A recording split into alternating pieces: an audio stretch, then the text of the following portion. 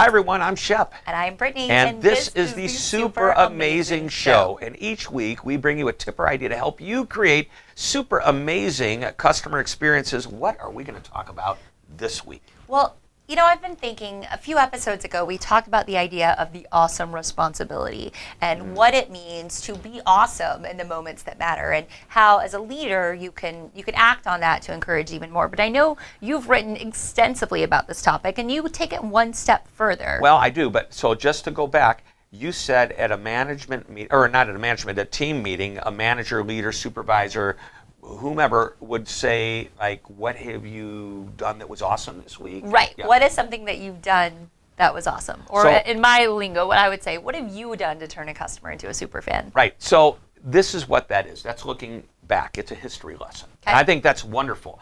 So I have this concept about creating something called service awareness. We want to make people aware of when they're creating the service experience. Okay. So rather than have somebody look back, assign for next week's meeting, between now and then, I want you to write down 2 or 3 sentences, not like a novel, okay, but just 2 or 3 sentences as an example of when you created that great experience, what I call that moment of magic, what you call a super experience or an awesome experience, it doesn't matter. But what in the next week, I went right down, have you done to create that experience? And then at the next meeting, you hand your examples into your managers. The managers start saying, hey, share yours, share yours.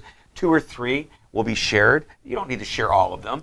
And then the manager should obviously take time to look at all of these examples and then one-on-one give a little kudos or potential coaching. But here's what we're trying to do. If you do this exercise on a regular basis, and we have clients do this every single week for years, and they change it up. Give me an example of when you were amazing. Give me an example when you turned a moment of misery into a moment of magic, took care of a complaint. Give me an example of when you created a good first impression, a good last impression. These are all of the things we've been talking about all year long. You phrase it as a question and you give it as an assignment, and then what happens is people become aware of their behavior, hence service awareness. This is, by the way, the #1 culture-changing tool that we give our clients and our audiences and our workshops, trainings, and of course when I sometimes do it in my speeches. So that's what it is, the Moments of Magic card exercise. I love this because I think you and me are wired to think about this all the time, to see this all the time,